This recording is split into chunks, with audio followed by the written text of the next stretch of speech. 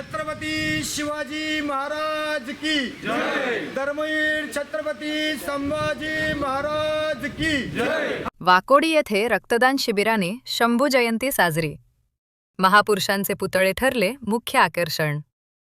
नगर तालुक्यातल्या वाकोडी येथे छत्रपती संभाजी महाराज यांच्या जयंतीनिमित्त भव्य रक्तदान शिबिर उत्साहात पार पडले.